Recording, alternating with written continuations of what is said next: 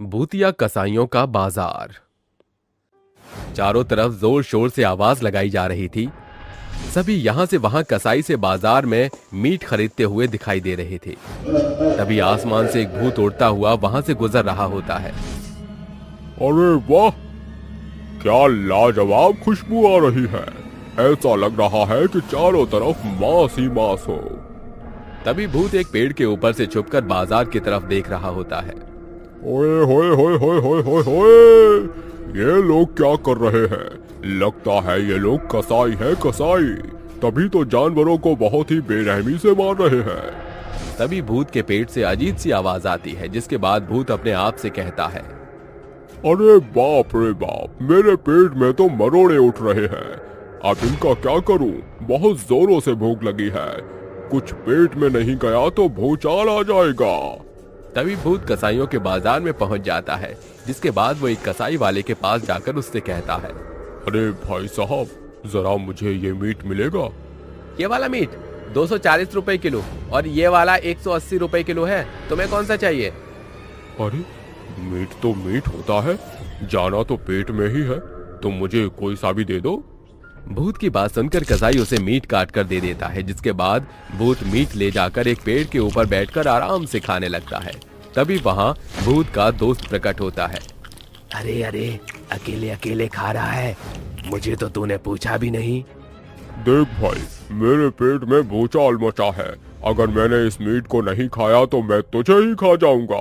इसलिए मुझसे दूर रहे और मुझे मेरा मीट खाने दे। बस भाई, यही थी तेरी दोस्ती, यही था तो तेरा प्यार। बीच में आ गई एक मीट की दीवार। अरे अरे, कहाँ फंस गया मैं? अगर मैंने इसको दिया नहीं तो मेरे पेट में दर्द हो जाएगा। ऊपर से ये मेरे मीट को देख देख कर लार भी टपका रहा है। अब तो इसको देना ही पड़ेगा। भूत न चाहते हुए भी अपने हिस्से का मीट अपने दोस्त को दे देता है, जिसके बाद वो दोनों मिलकर खाने लगते हैं। तभी भूत का शैतानी मन कुछ शैतानियां करने लगता है। अरे भाई, तुझे पता है, कई दिनों से हमने किसी को परेशान नहीं किया। काफी दिन हो गए हैं। चलना किसी को परेशान करते हैं। ओम्फो, मीट खाते ही तेरा दिमाग धुर्राटे काट रहा है। तभी भूत अपने दोस्त से कहता है, अरे वो देख, कसाईयों का बाजार। हम इस कसाई बाजार से कई लोगों को परेशान कर सकते हैं। तुझे पता है कैसे? अरे नहीं यार, तूने बताया ही नहीं कैसे।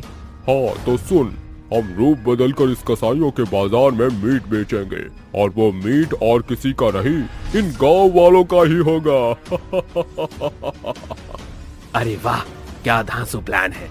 मान गए गुरुजी तुम्हें।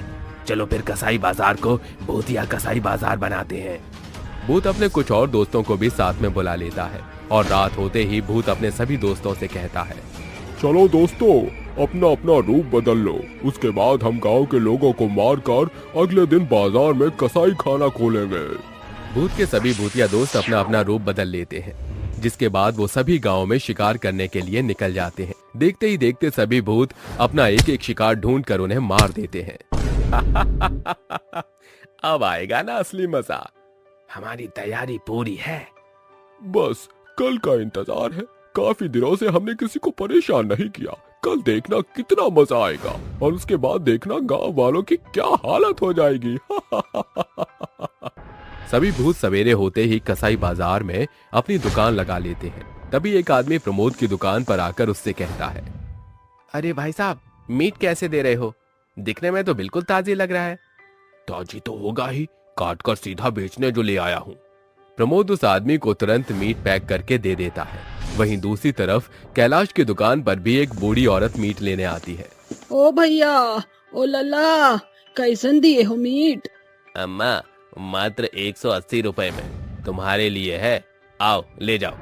तभी वो बूढ़ी औरत एक जोरदार थप्पड़ कैलाश के मुंह पर मारती है, जिसके बाद बूढ़ी औरत कैलाश से कहती है, अरे फ्री में थोड़ी ले रही हूँ, 180 रुपए दूंगी, तब जाकर तू मुझे ये ताजी मीट देगा।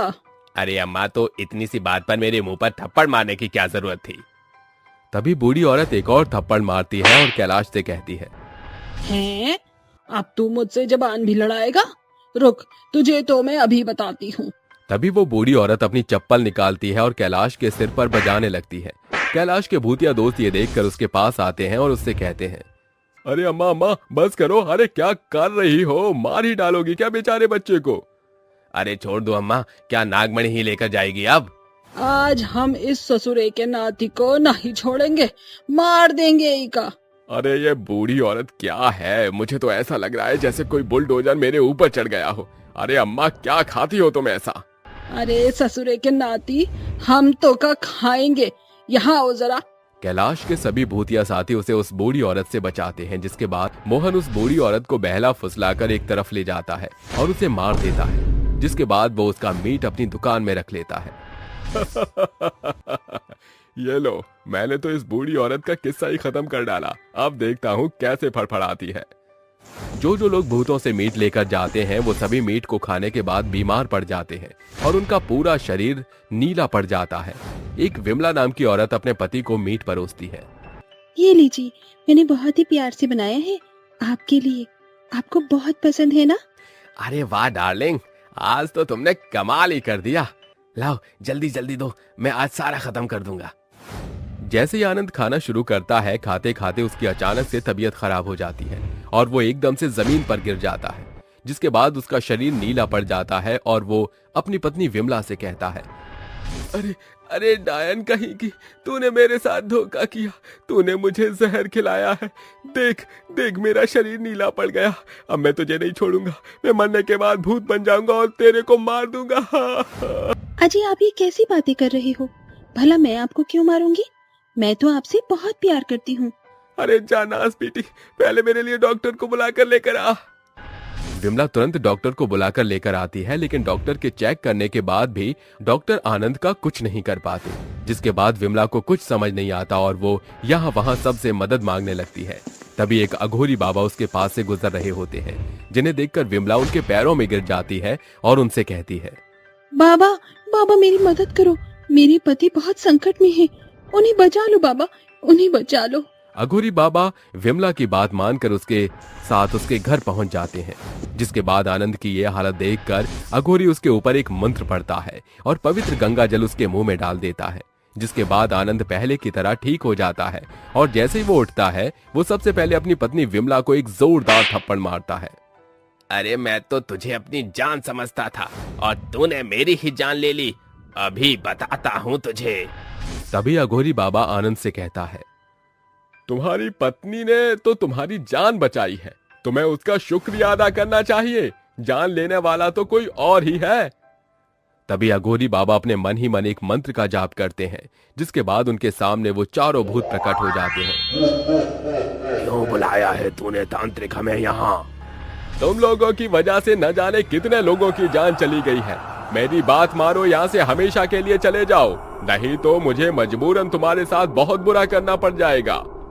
अगर हिम्मत है तो हमें यहाँ से भगा कर दिखा।